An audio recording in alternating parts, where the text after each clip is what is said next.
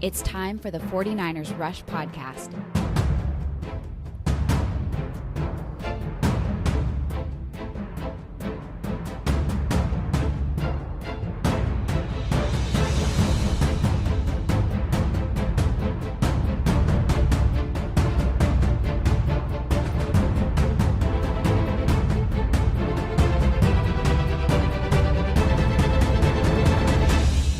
Here's your host, John Chapman.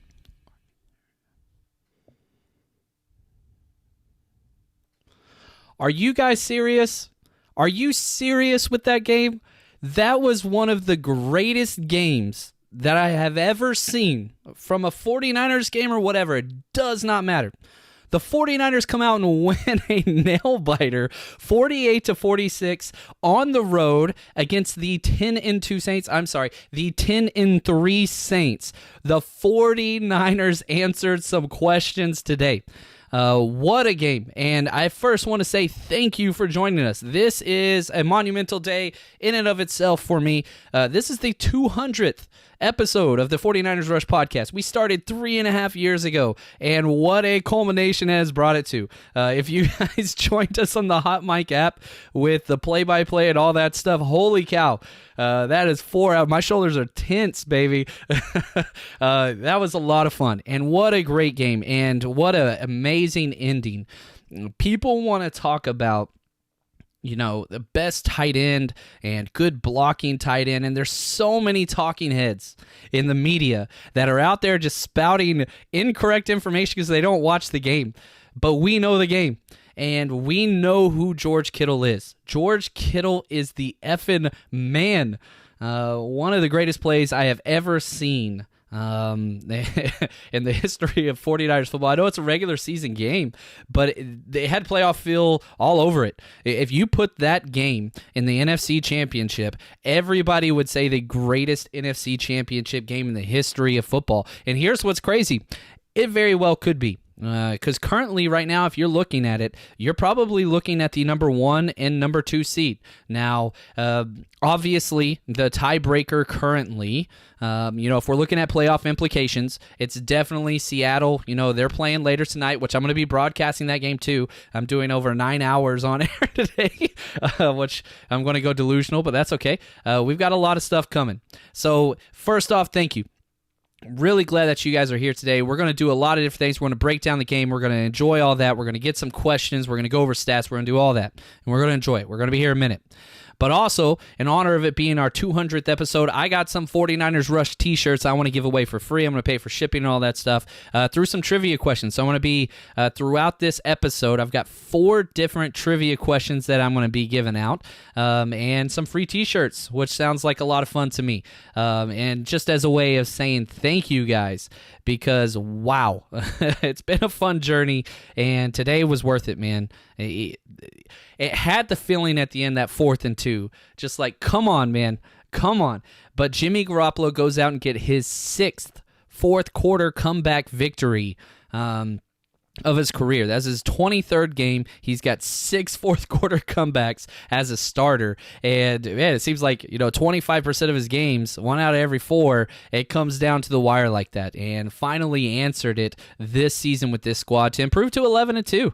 That 4th and 2 play was just nuts. And George Kittle goes out. I think I said on the broadcast that Marcus Williams, the safety, has to name his firstborn child George Kittle because that was just special what he did. Real quick, let's get through a couple questions as we jump into this. This is your podcast, guys, so if you've got something, make sure you tag me at John Chapman so that I can see it, because there's so many people already joining us, and thank you. Please hit that like button, share button, wherever it is. That helps us just get more plays and bring in a bigger audience, because we need to celebrate this. Real quick from Casey, do you think the Seahawks will take an L? This is not a gimme game for the Seahawks tonight, and a big reason why I'm doing 2 broadcasts in one day is because this game's key for the 49ers. I said, if the 49ers lose to the Saints, but the Seahawks lose to the Rams tonight, nothing changes. And so with the 49ers getting this close victory in such dominating fashion, and then if you add on to that a Seahawks loss, that would be huge. Now, I hate rooting for the Rams. I'm not a Rams fan by any stretch, but tonight we've got to pull for the Rams. That'd be huge. From Nick, will this shut up the Jimmy G haters? No, because it was played early in the morning on a Sunday, and half the country did not have access to that game. And as we know, Doug Gottlieb and all those other whatevers, they don't watch football anyway. Now, if you read the box score, it sure as hell should. Jimmy Garoppolo goes 26 for 35, 349 yards, 4 touchdowns, 1 interception, 3 sacks, and he finished with a 131.7 quarterback rating. Now, the interception was definitely not on him, bounced off the hands of Emmanuel Sanders, and I'm not trying to throw Emmanuel Sanders under the bus because, gosh, he had a career game as well. 7 catches for Emmanuel Sanders, 157 yards, 1 touchdown. Oh, and by the way, 1-for-1 passing for 35 yards and a touchdown. So, great game for Emmanuel Sanders and what he was able to accomplish against some of the better secondary players in the entire NFL. Just a great game. So, Kittle with the play of the year. This was the game of the year. There has not been a better game this year than this game right here. You're talking, I think there were 8 lead changes back and forth. You're coming down to a 4th and 2 at the very end. That play by Kittle at the very end. You've got Garoppolo. You've got trick plays. You've got insane amounts of offense. I mean, if we look at the just total yards, the NFL wants it to be, this is what the NFL wants of every single game. They don't like defensive bouts and whatever else. It's not great for ratings. 49ers had over 500 yards total offense, 516 yards. The Saints 465, which if we want to look at the flip side of that, the 49ers defense got beat down today. Definitely did not play well enough to win. 49ers haven't allowed over 27 points this season. They go up and give up 46. So in the dome, Drew Brees, they did not get to any pressure on the quarterback at all. They got 1 sack late, and then it was wiped away by a penalty. Poor Solomon Thomas finally makes the play of his career at a clutch moment and gets a sack, and it gets negated by a Richard Sherman holding call on the secondary. That was a good call, actually, on that play, but I felt for Solomon Thomas there. It's what it is. Real quick, Danny the Bear. It's great day when Sean Payton's puckered mouth takes an L. Yeah, I can't stand people that whine and complain like that with their hands in the air and all that stuff. I can't stand it. So I love that. Did you check your blood pressure? Oh my gosh. I'm going to cut up some of the broadcasts that we just finished, and the call, whatever George Kittle made his play, I about lost my mind. It's kind of fun whenever, doing the play-by-play and all that stuff's fun, but after a while, you just turn into a fan. And it doesn't matter if there's a microphone or a camera on you or what. It doesn't matter. You're just a little kid. And, you go back to your 10-year-old self wearing a Jerry Rice jersey, jumping up and down, going bananas. That was the moment for me. And you just instantaneously transform. And I said this on the broadcast. Congratulations to everybody that's listening and watching this game. This is why we are 49ers fans. This is why we're NFL fans. This is why we watch sports. You get to enjoy that emotional roller coaster going up and down. And yeah, my blood pressure, it is high, to say the least. That was awesome. All right, real quick, great question here. How much of a problem was today's defensive performance in regards to the rest of the season? Yeah, it's huge. You cannot expect your offense to put up 48 points and 500-plus yards. So that's something that's going to have to change. Now, the good thing is you can make defensive adjustments. Dee Ford went out in the first quarter. He has not played very much. Whenever he's out there, he's super effective. He just can't get healthy. And there's soft tissue issues. It's a hamstring. It's a hamstring issue. You got to rehab that and whatever else. So that's huge. Now, Marcel Harris, goodness, he gave up 2 touchdowns in the first quarter. Jimmy Ward gave up a touchdown. Horrible missed tackles across the entire team. Fred Warner, who's played lights out, several missed tackles and missed angles and things like that. So lots of issues across the board. But what if Ahkello Witherspoon catches the free interception in the fourth quarter before they score that touchdown? Do we still have the same feeling because the defense finally answered the call? I don't know. So there are some things from the defensive side that we can take away from. And again, I'm going to be doing the Patreon breakdown of the offense and defense. No way in hell I can do every single play. There were a lot of plays. The 49ers ran 63 plays and the Saints 68. This was an offensive behemoth of a game. So there's just a lot of plays there. How do we look after this game given the number of injuries? I think we're okay. Western Richburg's season's going to be over. Kyle Shanahan was asked what happened with Richburg. Have you seen him? He's on crutches after the game. And you could tell whenever they do that ACL check, whenever they're on the ground, you can see the trainer just shaking his head. It was done. There was no doubt as soon as the play happened. So Western Richburg's down. Burton Garland's going to step in. Huge loss on the offensive line. I mean, Richburg hasn't had a great season by any stretch, but it definitely hasn't been a bad season. So, yeah, definitely not a great thing. Ben Garland has played with Kyle Shanahan before, and we didn't notice really any hiccups once he came in. Once Ben Garland took over snap duties, it was fine. Now, the problem now becomes who's our backup center and who's our backup interior guy. Ideally, Daniel Brunskill's backing up all four positions on the offensive line except for center, and probably Mike Pearson would move to center if Garland went down next.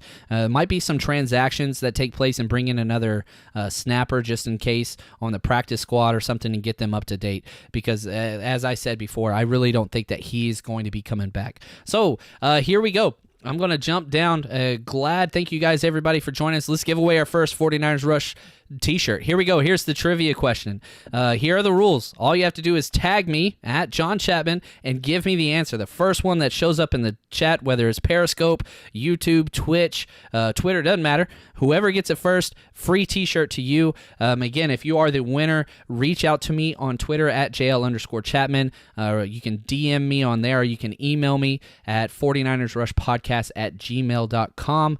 The refs were bad, Ron. I'm with you, man. They were awful. All right, here we go. First t-shirt, here we go. This 49ers linebacker, and again, this is in honor of our 200th episode, had exactly 200 career tackles for the 49ers. Who is it? Which 49ers linebacker had exactly 200 career tackles? And just a hint, he played with us for 3 years, and it took place in 2010. So the first person to at me, at John Chapman, and give me the name there, you get a free t-shirt. It is not Lott. It is not Borman or Borland. That is incorrect. Again, the year is 2010. Not Borland. Everybody's throwing Borland out there. Free t-shirt. Let's go. Whoever gets that one first, I'll be keeping an eye on the chat. Now, not Ronnie Lott. It is a linebacker. He's a big-time linebacker, NFL journeyman, traveled around lots of different teams. He joined us for 3 years, and not Patrick Willis either, only 200 career tackles with the 49ers. He went to college in Alabama. Let's see if there it is. Takeo Spikes, baby. JoJo Young, you are the man in the first one to get it. So appreciate that. Thank you. So JoJo, go ahead and DM me on Twitter and JL_Chapman. Let me know your mailing address and which size shirt you would like, and I will get that to you. Great job. Everybody picked up on that. That was Takeo Spikes was the answer. I got 3 more of those coming later on in this game, but let's jump over real quick. And I want to talk just a little bit more about the offensive stats because they were stupid. The 49ers rushing game was huge. 10 carries, 69 yards for Raheem Mostert, who he got the most carries and the most snaps. And, he got 2 targets. He caught those for 40 yards and a touchdown as well. The amazing triple reverse whatever pass from Emmanuel Sanders. So Raheem Mostert was definitely the 1A whenever we get to the running back position. Tevin Coleman, goodness. He's like getting close to Marquise Goodwin territory where he got the start. Kyle Shanahan demonstrated his faith and trust and loyalty, which he does probably to a fault, and, gave him an extra chance and let him start after a terrible performance. And Tevin Coleman comes out in 3 rushes for 6 yards. That was it. 2 yards per carry. And then he didn't go back in the game. He had the first series of the first half and the first series of the second half, and they were just done with it. The worst how do I say this? The worst drives of the game were when Tevin Coleman was back there.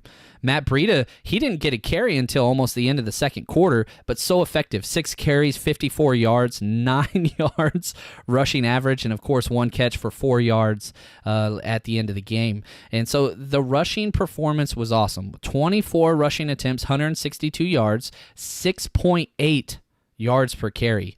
Now, my key stat of the game was 35 rushing attempts, but good Lord, threw that out the window. They just started throwing the ball like crazy, and really not that many pass attempts, only 35 total. That is huge. Real quick, from Blingham, John, what do you think of the no holding call on that fake punt? Yeah. That was a correct call. And again, both players were holding each other, but the pass interference rules change on a punt play. So the reason why that wasn't called defensive pass interference against Tarvarius Moore is because the Saints lined up in punt position. And the outside gunners, or the protectors on that side, it's different pass interference rules from the start. So this is a rule that was added about 3 years ago, and so there's not pass interference. You're allowed to do all those things. So Sean Payton and his whatever complaining self was complaining against a holding call, but you go back and watch that, they're both holding each other. That was the correct call. That's part of the rule book, and I remember reading it back in the day. If you want to read the NFL rule book, you can. It's like 200 pages. But anyway, I'm a loser. You don't have to. I got it for you. Let's see here. Oh, James. We've got controversy already. Fable JVC got the answer correct. May want to check. I'll have to go back and look through the chat. I don't have time to do it now. Sorry if I messed up something. I don't want to do that. And actually, you know what? If that is the case, I will get both Fable and extra shirt as well. Who cares? I'm like Oprah up here. Let's give it away. Staley. Got to talk about Joe Staley. A lot of talk. He's missed 9 games this year, Joe Staley has, and it hasn't been really healthy. And so whenever you look at him coming back and how well Brunskill's played on the right and left side, lots of people in the comments were saying, why not leave Brunskill in there? And I think we saw the reason why. When you look at what Joe Staley can do, he's just huge. He is a rock. He is an absolute rock. And, all the pressure that happened and everything that the Saints were able to do with sacks and quarterback hits, guess what? None of those came on the outside. None of them did. Von Bell got a sack, secondary guy. Demario Davis got a sack, linebacker. Mario Edwards, defensive tackle. You are going up against the second best pass rusher in the NFL with Cameron Jordan. He has 13.5 sacks, which is half a sack behind the NFL leader, Shaquille Barrett. And he didn't do anything. He got 1 quarterback hit, but I don't think it was against Staley. Staley had a wonderful, wonderful game. And real quick, before we move on to our next giveaway, I do want to thank our sponsor, Manscaped.com. Whenever you need to clean up your nether regions, the below-the-belt area, here's what you got to do. Head to Manscaped.com, use promo code 49ers, 49ERS, and what they're going to do is they're going to give you 20% off whatever you order and free shipping. I've been using Manscaped for a very, very long time, and the best thing about it is pain-free. You can't hurt yourself with their clippers whenever you're trimming down there, and it's a rough area to trim, let's be honest, and it's completely waterproof, which helps out the entire process of cleaning. It's safe, it's easy, it's fast, and the rechargeable battery on it lasts forever, which is wonderful. And then once you get into deodorant and all that stuff and shampoo, they have top-of-the-line stuff. So do yourself a favor, take care of your family jewels like only you know how. Head over to manscaped.com, use promo code 49ers, 49ERS. You're going to get 20% off your total purchase and free shipping. All right, let's scroll down. Let's do another trivia question. Free t-shirt. Here we go. Jimmy Garoppolo, today's performance, he moved into top 10 quarterbacks for 49ers passing all-time passing yards. Jimmy Garoppolo is now the 10th most passing yards in 49ers quarterback history. Who did he just surpass? Who was the number 10 quarterback in history for the 49ers career passing yards and moved to 11? Again, at me, at John Chapman, and tell me who that is. Who did Jimmy Garoppolo just pass all time for 49ers passing yards. He moved up into the top 10. So let's see. This player had 5,250 yards. No, it is not Gerback. Again, at me, at John Chapman on there so I can see it. Y.A. Tittle, Tim Rattay, Kaepernick. Oh my God, they're coming in so fast I can't see it. No, still not seeing it. Not Kaepernick. It is not Tim Rattay. It is not Y.A. Tittle. Again, not Alex Smith either. Jeff Garcia still a no. You got to go back a little ways, but I guarantee you all know who this guy is. Not Drunken Miller. Nope, not Dave Craig. We're missing it again. Who was the 10th most passing yards quarterback for the 49ers? Still not seeing it. You all know him. Come on, guys. You got to think short. Spurrier. I see it. Everybody's got Spurrier. Who got it first? I'm seeing Josh as the first one. I think that is correct. Josh Gallagher, I believe, is first. The chat's filling up so quick. So Josh Gallagher, congratulations. The correct answer is the old ball coach who was with the 49ers from 1967 to 1975. He had just over 5,000 yards passing, and Garoppolo's past that. In a very, very fast manner. So congratulations to you, Josh. Make sure that you message me your information. I need to know shirt size and address, and I will get that order put in for you. Free t-shirt. Really do appreciate that. We got 2 more of those bad boys coming up soon. Real quick, let's jump into this. And, we're talking about defensive stats for the Saints. Let's look at the defensive stats for the 49ers, which really didn't go well. A lot of tackles. Jimmy Ward was all over the place. He led the team with 8 total tackles. Richard Sherman on press, he had that great tackle for loss, which was huge. And it seemed like on that drive, when Richard Sherman came in off the edge and got the tackle for loss, that was the 3rd and 7 where Solomon Thomas finally got his first sack in a long time, but he got the holding call there as well. Emmanuel Mosley, he played 3 positions. Emmanuel Mosley came in for a few snaps for Richard Sherman when he went down. Then he came in for Ahkello Witherspoon when he went down. Then he came in for K'Wan Williams whenever he went down. He played 3 different corner positions. And, we're talking about defense. It was a bad defensive performance. And it was really bad by the coaching staff. They kept putting Marcel Harris in positions that he could not be successful. And the Saints' game plan on scripted plays, the first quarter, they came out and just dominated Marcel Harris. Wherever he was, they ran it at him or they threw it at him, and it kept working. Their tight end, Jared Cook, 2 catches for 2 touchdowns, huge plays. The exact same play that we got scored on in the previous week against Mark Andrews and the Ravens. And the same damn play happens, and they score a touchdown again. Ahkello Witherspoon made a great play where he came over and just blew up, which you never see Ahkello Witherspoon hit hard, but he came in and made a great play against Jared Cook in the end zone. I still don't think that was a catch whenever he hit him and he just dropped the ball. But that's what it is. Marcel Harris, we cannot get Jaquiski Tartt back fast enough. And the thing with this, and let's talk about some good with Marcel Harris. He is great in the run game. He's very, very good in the run game. He's very over-aggressive. The problem is he is always out of position and he overreacts to everything. So if you do any type of double move, in and out movement, play action, any of that stuff, he is always out of position. He's just too eager and too excited. And he does go 100% and he's all-out effort, which you got to love and you got to respect, and he's very, very physical.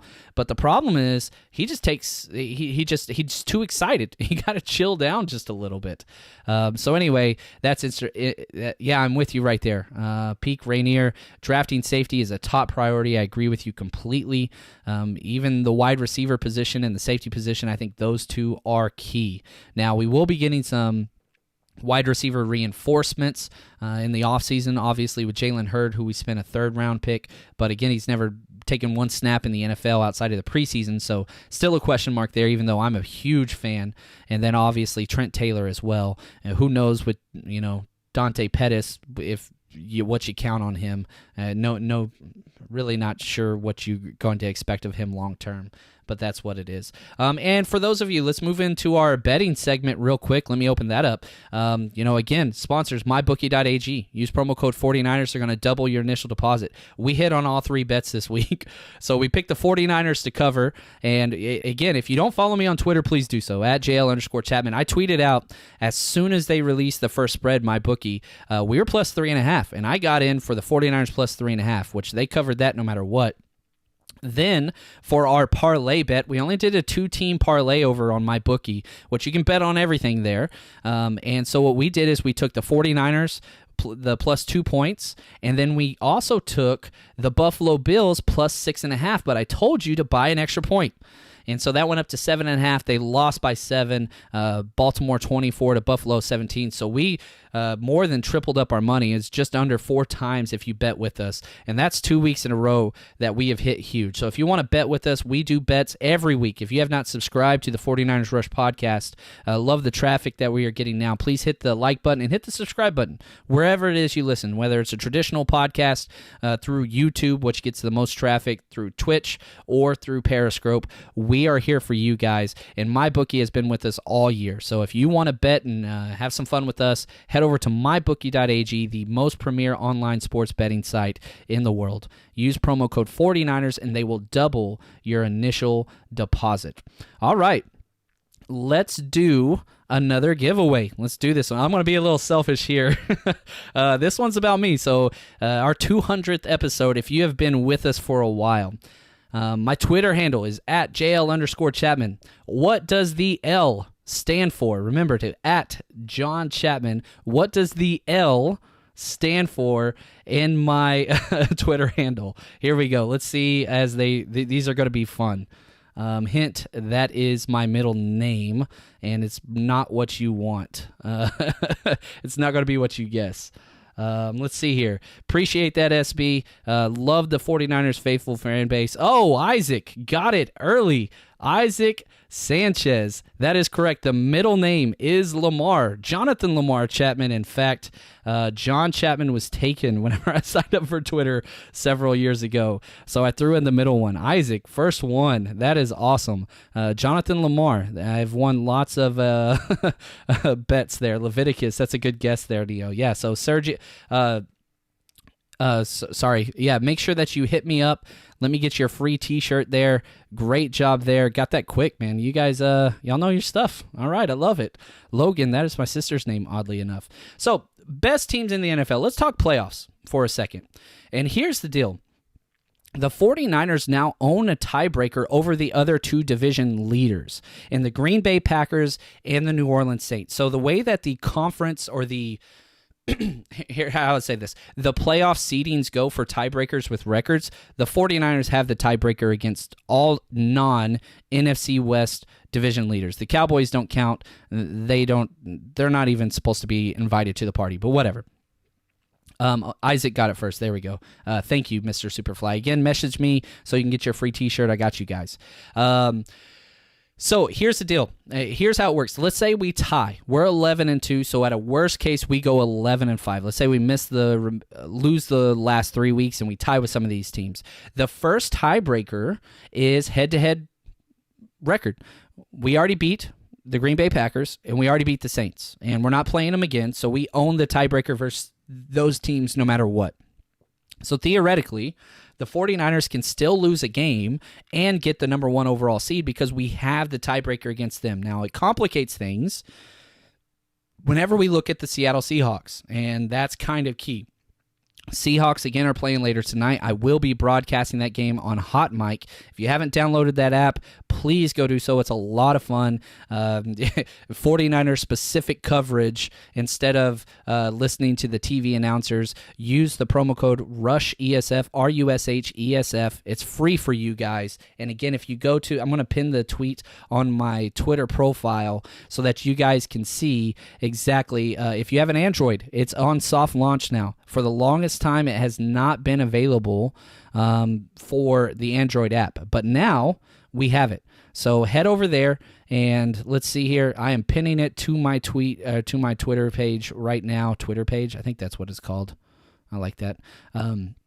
So it doesn't matter if you have Android, iPhone, whatever. go to the store, download the Hot Mic app, and then use promo code RUSHESF. Now, if you do have an Android, you have to go through my Twitter because it's not available. It's a soft launch, so it's only by invite code only. You have to follow the link at JL_Chapman. It's my pinned tweet. Just click on my profile. That is there. So I will be talking about broadcasting that game all tonight. It's going to be a lot of fun. So let's look at what the 49ers got left. Let's look forward. Okay, we've got 3 games left, and we got 2 home games back-to-back. Finally, we will be playing the Atlanta Falcons at home, which is going to be a really fun game. And if anybody thought this has the makings of a trap game all over it, except it's Kyle Shanahan's previous team. You mean to tell me Kyle Shanahan and this coaching staff is not going to get up for this game? You're coming off the toughest three-game stretch in NFL history. You played against the 2-loss Packers team, the 2-loss Ravens team, the 2-loss Saints team, and you went 2-1 during that stretch. Before those 3 games, I said, look, the 49ers are a playoff team. Congratulations, we clinched the playoffs with our win, by the way. Officially in the playoffs now. Yeah, I'm going to broadcast tonight, yeah. I want them both to be bad, Fable. It's hard to root for either one, but we got to root for the Rams tonight. It just helps the 49ers. So, yeah, I will be broadcasting against both teams tonight, Fable. It'll be a little bit more of a fantasy-centric broadcast. My friend from Eat Sleep Fantasy, Delta Mott's going to be joining me. So I'm going to be talking playoff implications the whole time and just football and some fantasy stuff as well. But congratulations. With a win or a tie, we clinched the playoffs. We're in the playoffs. The 49ers are in the playoffs. When was the last time we could say that? It's been 6 years. The 49ers are in the playoffs. This is huge. Now, you go through that 3-game stretch, and we go 2-1. We lose to the Ravens, but we blow out the Packers, and then we went on the road against the Saints. Now we get 2 home games. The Atlanta Falcons and the Rams, both games at home. And again, I'll be broadcasting both those games as well. And then, right before New Year's, baby, the game of the year. This is going to be everything. Now, part of me thinks the Seattle Seahawks might not. I think they're going to lose a game or two. I really, really do. They're playing tonight, obviously, again, at Los Angeles Rams. Then they got another road game. This is the Seahawks schedule at the Carolina Panthers, who just fired their coach. Let's see how their players respond. The Panthers are good enough to win that game, though. Then they have the Arizona Cardinals in Seattle, and then us in Seattle. So I really don't think that the Seattle Seahawks, who have the lowest margin of victory for any team with over 10 wins in NFL history, I think that they could lose 1 or 2 of those. Obviously, the 49ers, if we stay healthy with Kittle, 49ers are going to win that game. But, yeah, we'll have to see what happens there. A lot of good stuff tonight. And, shoot, why not? In honor of the 200th episode, let's just keep things going. Let's do another T-shirt giveaway. This is going to be our last one. You guys help me pay attention here. No, we already clinched. Even if the Rams win out, we beat them by division. We beat them on the seeding of the conference tiers. Yeah, we are officially clinched as of now. So here we go. Last T-shirt giveaway. Make sure you tag me at John Chapman on there. All right.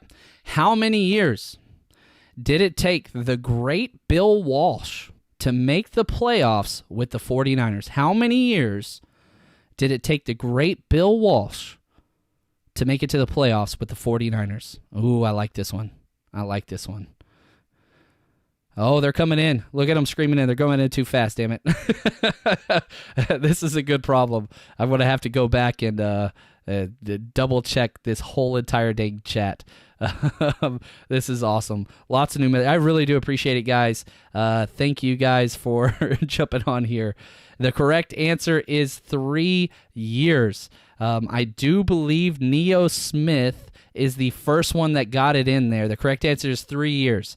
And the third year, yeah, Neo Smith, thank you so much. Appreciate it, man. Congratulations. Message me on Twitter or email me, 49ersrushpodcast@gmail.com. Let me know address and T-shirt size, and I will get that sent out to you. Bill Walsh took 3 years. 1981, they go to the playoffs for the first time, and guess what, guys? They won the damn Super Bowl that year. Guess what year? This is for Kyle Shanahan. It's year 3, baby.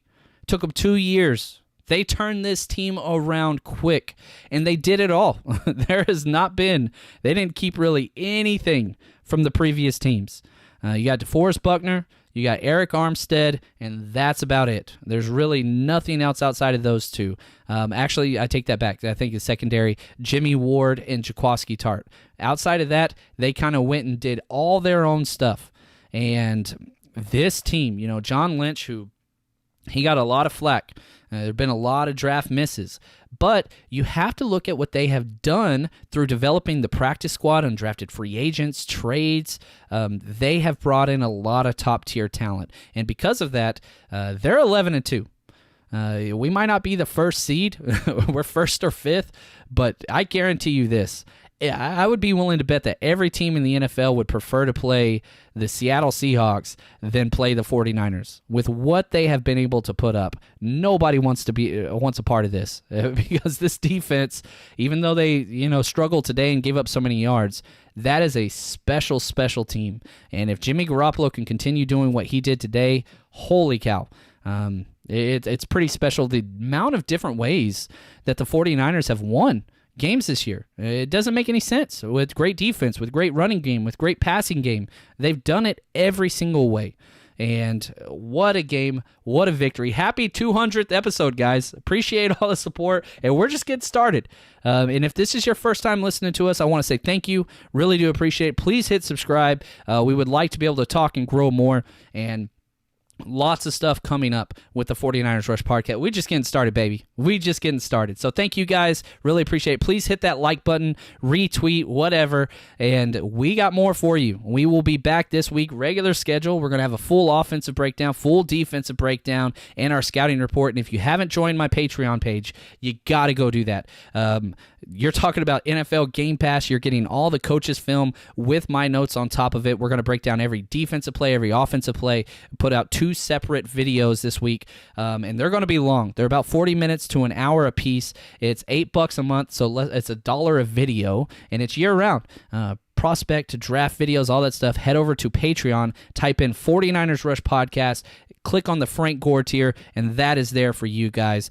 We are giving out the best content that is available, and all the money that comes from Patreon goes back into the website, into equipment, all this other stuff, app development, and all these things so that we can keep bringing you guys. We want to be your one-stop shop for all 49ers content. And there's great podcasts out there, and I listen to them all. You guys should listen to them all as well, but we are trying to do something special here. We want to go above and beyond and give you guys the best that's out there. So hopefully you guys can do that. And as you know, my sign-off here always, it's so sweet today. Oh, it's so sweet today. Thank you, George Kittle and the 49ers team. What a great win. Game of the year. And as always, stay strong, faithful.